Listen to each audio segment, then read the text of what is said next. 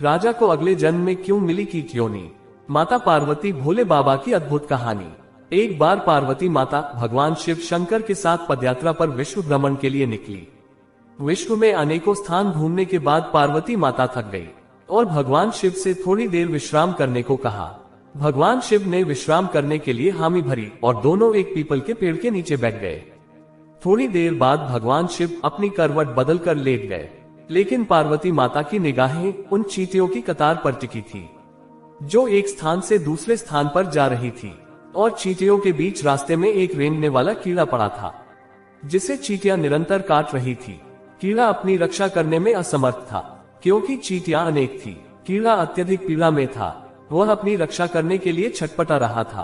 पार्वती माता ये दृश्य देख दुखी होने लगी। माता कैसे ना कैसे उस कीड़े की पीड़ा मिटाना चाहती थी, लेकिन खुद कुछ करने में असमर्थ थी। तो पार्वती माता ने कीड़े को इस समस्या से निजात दिलाने के लिए भगवान शिव से प्रार्थना की। भगवान शिव ने जब खड़े होकर उस कीड़े को देखा तो उन्होंने पार्वती माता को समझाया कि इस पर अपना ध्यान मत दो, ये किसी पीड़ा में नहीं अपितु अपने कर्मों का फल भोग रहा है। लेकिन पार्वती माता अपने कोमल हृदय से इस कठोर और पीड़ादायक दृश्य को देखकर काफी दुखी थी। उन्होंने भगवान शिव से उस कीड़े की पीड़ा मिटाने के लिए लगातार प्रार्थना की, लेकिन भगवान शिव भी उन्हें यही समझाते रहे कि इस पर ध्यान केंद्रित मत करो, यह अवश्य ही अपने कर्मों का फल भोग रहा है। भगवान शिव ने इस समस्या से छुटकारा पाने के लिए माता पार्वती को वहां से कहीं दूसरे स्थान पर चलने को कहा ताकि उनका ध्यान वहां से हट सके। लेकिन माता पार्वती ने भी हट कर रखी थी।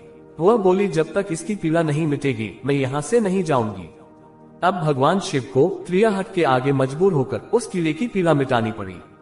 भगवान शिव बोले, पार्वती ठीक है, मैं इसका कष्ट मिटा रहा हूँ। अगर बाद में ये कुछ गड़बड़ करे तो तुम मुझे दोष मत देना। माता पार्वती ने कहा, ठीक है महाराज, पहले आप इसका कष्ट मिटाए। फिर भगवान शिव ने अपनी शक्तियों से उस कीड़े को, राजा, चींटियों को, उसकी प्रजा और उनके लिए एक बहुत ही सुंदर नगरी बना दी जिसमें राजा का आलीशान महल था। मित्रों, अब यहाँ से उस राजा की वास्तविकता शुरू होती है जिस कारण उसे एक कीड़े के रूप में पीड़ा मिल रही थी। अब जब सब कुछ बनकर तैयार हो गया था तब भगवान शिव ने राजा से कहा, भाई अब तू अपना राजपाट संभाल, हम चलते हैं।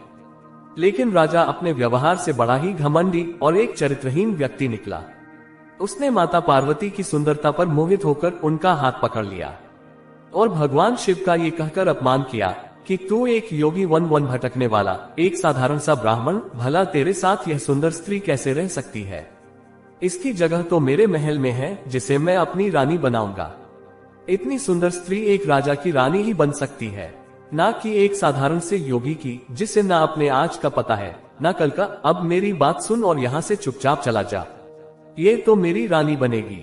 भगवान शिव ने राजा को बहुत समझाने की कोशिश की और बोले, यह मेरी पत्नी है, तू अपना राजपाट संभाल, तुझे हजारों रूपमती मिल जाएंगी।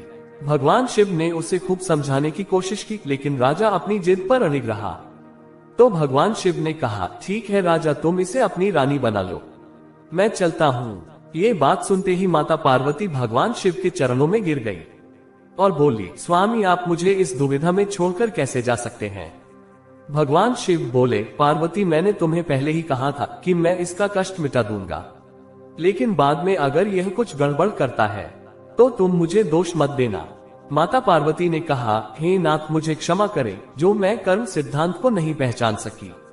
अब मैं समझ गई, ये घमंडी और चरित्रहीन मानव अपने पिछले जन्म के कर्मों का फल भोग रहा था। इस क्रूर मानव ने अवश्य ही अपने जीवन में अनंत पाप किए होंगे जिसका दंड इसे इस कीड़े के रूप में भुगतना पड़ रहा है। भगवान शिव प्रसन्न हुए कि चाहे पार्वती ने जिद करके ही इसका कष्ट मिटाना चाहा, परंतु अब वह कर्म सिद्धांत को समझ चुकी थी। फिर भगवान शिव ने अपनी शक्तियों से परिस्थितियां पहले जैसी कर दी। राजा को वही कीड़ा और प्रजा को वही चींटियां बनाकर उसके कर्म सिद्धांत को उसके हाल पर छोड़ दिया। अब माता पार्वती भी राजी राजी भगवान शिव के साथ अपना भ्रमण पुनः प्रारंभ करने के लिए चल पड़ी। मित्रों, भगवान शिव और माता पार्वती की यह कहानी आपको कैसी लगी कृपया कमेंट के माध्यम से जरूर बताएं और यदि आप भी भोले बाबा को मानते हो तो वीडियो को लाइक करके मेरे चैनल को सब्सक्राइब जरूर कर देना।